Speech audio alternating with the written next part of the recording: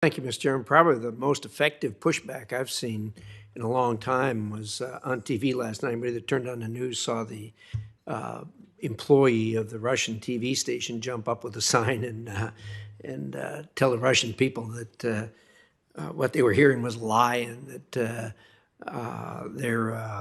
that the whole thing was misrepresented to the Russian people. She was escorted off, and her attorney this morning said she couldn't find her, so I suspect she's probably headed for Siberia or something like that. But I tell you, there were millions and millions of people in Russia that saw that, and I suspect it's a lot of discussion this morning around the country. I want to talk about, I'd like to hear what work you are doing regarding the countries that will be next. I think most of us believe that if Putin gets away with this, Moldova will certainly be next and be quite easy. After that, of course, will come Georgia, which probably be a little bit tougher. Then after that, he has long lusted after the Baltic states. And after that, Poland and the Czech Republic, and then he's on his way to putting the USSR back together again. So what is being done to fend off the Russian aggression in these particular embattled countries? And I'd like to hear some specifics if I can. Thank you, Ranking Member. I think you raised a critically important question to which we're very well attuned, that certainly Russia's the threat that Russia represents is not solely with respect to Ukraine, and we are absolutely shoring up our support and collaboration with allies and partners, including all the frontline states that you mentioned.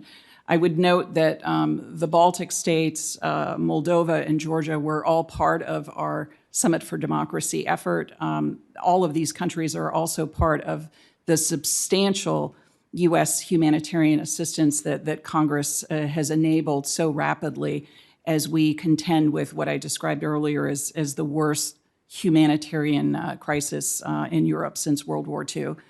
I think in concrete terms, a case such as Lithuania, we've seen Lithuania basically embattled from all sides, from taking a principled stand with respect to opening a liaison office with Taiwan, and also certainly taking a very resolute stand against Putin's aggression.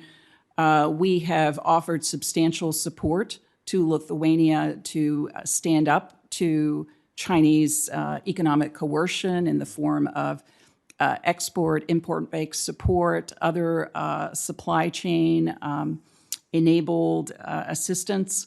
And Moldova would be another case where we are offering considerable democracy assistance support. I'd be happy to provide you later with some specific numbers where we have the positive development of the elections last year in a reformist government that I think is very well aligned with the goals of the summit, countering authoritarianism, elevating the fight against corruption, and advancing human rights internally and internationally. Yeah, I'm sure glad to hear that the efforts you're making with Lithuania, they really have been brave standing up to China and Russia. And of course, they're right on the front line. Russia, nobody knows the Russians better than they do. And I think we all need to help them move forward if we can. Moldova is going to be a heavy lift. They're a very small country, and it's going to be very difficult for them to defend if and when Putin decides to go there. I've just got a short period of time left. I and other of my colleagues, including the chairman, have been very concerned with the activities of China on the colleges and universities. And you heard the number I talked about of $500 million going in. These monies aren't put there out of the generosity of their heart by any stretch. What do you have any initiatives pushing back on that on college campuses?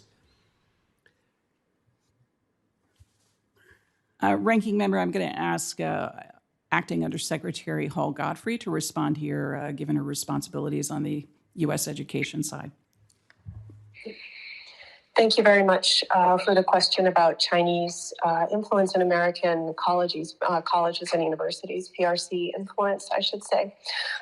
In 2020, sir, I think, as you know, with congressional support, the Department of State began an earnest effort to ensure that American colleges and universities had a good understanding and visibility into the activities of the PRC on their campus, and that their hosting of Chinese nationals in American universities was consistent with exchange program directives and policies.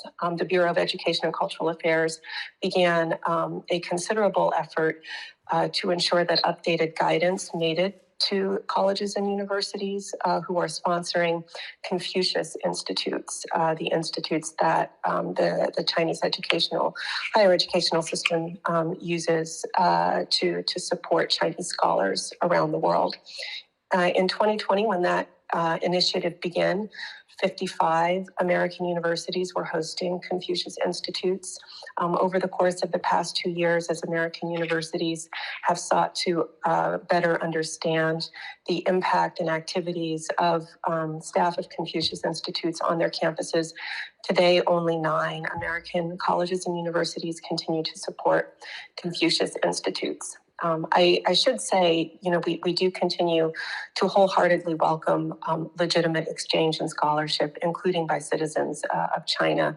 But we do very much want to make sure that the PRC, the Chinese government, is not exploiting our open educational system to more malevolent ends. Yeah, I appreciate that on the Confucius Institutes. Those numbers coming down are a good sign that there is some recognition going on. I'm still very concerned about the flow of money with either grants or contracts with universities. My time's up. Thank you, Mr. Chairman. Thank you. And if I can add, sir, I do think the new requirements in place for American universities to make sure that they are declaring publicly what their foreign sources of funding for have had an impact as well. Thank you. Thank you. Now,